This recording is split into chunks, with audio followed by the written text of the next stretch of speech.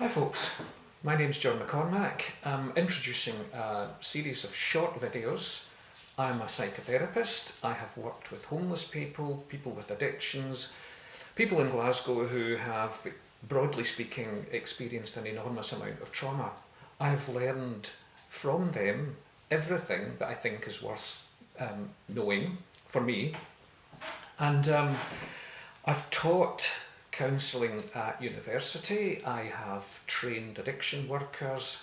I do group work in prisons, and the videos are the product of my wish to get the kind of knowledge and skills that people find useful. I know that people find these skills and knowledge useful, and to put it in their hands and give them the power to self-manage. That's the point of the videos. The first one, 5 minutes long, is looking at one of the big questions that people need to answer, which is, what do I actually want, and do I have permission to name what I want? And then we're going to do some more videos along these lines, so I hope you find them useful and enjoy watching them. Skills and knowledge that professionals get isn't disseminated easily to the people who could actually use it for themselves. And so that's what this video is about. My mission is the democratisation of recovery knowledge and skills. There it is. The democratisation of recovery knowledge and skills. What I mean by that is that the sort of tools that exist in psychotherapy can be made available to people to use on themselves. So the object of this video is to help you to become, if you're not already, your own therapist and solve your own problems and not need any therapy from the outside because you're completely involved in self-management. So that's the object of the exercise. And this first video, I just want to do a couple of ideas. I don't want to drown us in ideas.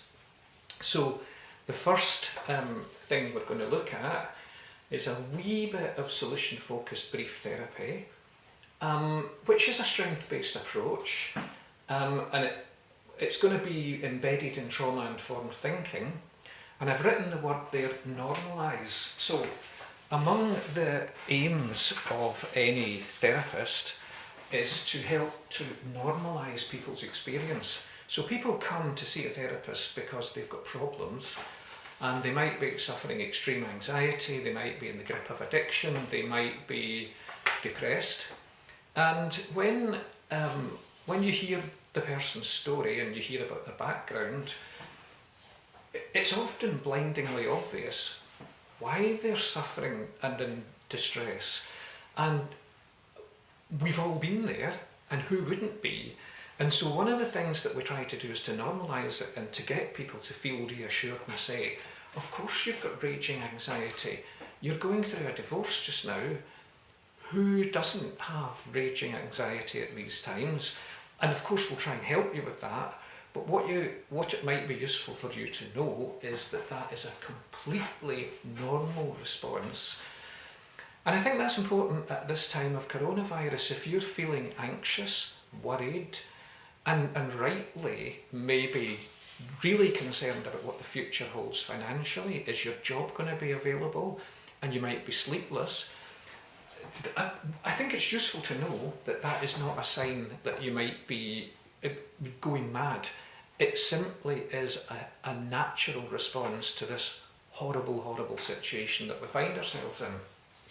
And so, in a trauma-informed sense, one of the messages to people would be, what's going on here is a sane reaction to insane circumstances. The story that you've told me about your life experiences is truly horrible experiences, and your reaction now, which might be to drink too much, to smoke too much, to generally be not functioning at your best, is completely understandable given what you've been through. And I think people find that reassuring. The problem hasn't been solved, but they find it reassuring to know that what they're experiencing is to be expected, and then we can inject some hope into the situation and say, and of course these things are treatable, and we're going to do some work together on it. And I think from a solution focused point of view, and from any good therapy point of view or good group work, I think the first thing that we need to understand is, what do people want? So here's the thing, in the Spice Girls words, what do you want? What do you really, really want? And I think that's quite an amusing phrase. What is it that you want? Tell me what you want, what you really, really want. That's the starting point for this video. And you, the viewer, I guess I would invite you to think, supposing this video turns out to be actually helpful, what will it have helped you with? In other words, what do you actually want?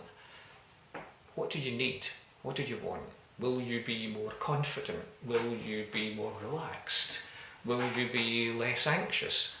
I just think it's important that you set the criteria for success. And this is how I would start all group work. I would ask people to consider and reflect on what they really, really want from it.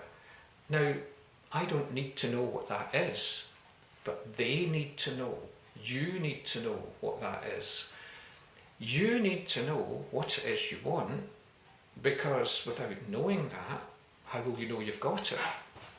You set the goal for the sort of intervention, really. And it's not my job to set the goal. And some people don't know what they want, so the first phase in the approach in a therapeutic intervention would be to help them to identify, what is it I really, really want? That's an important question, because you can lose over the years permission to have any wants and desires. There's some quite frightening stories about that. I'll tell you one. One woman who'd been involved in a coercive controlling relationship and years of abuse, she was out with her worker, and the worker said to her, "Would you like tea or coffee?" And the woman couldn't answer the question because she didn't have permission to make choices. That made me weep when I first heard it. And it just shows you that it's not always easy to be allowed to say, this is what I want, what I really, really want. It's not a flippant question. Well, I hope you found that video helpful, and you'll find the rest of them on YouTube, available under Strength Based Self-Help, along with my Twitter handle, @RecoveryJohn1. And thank you for watching.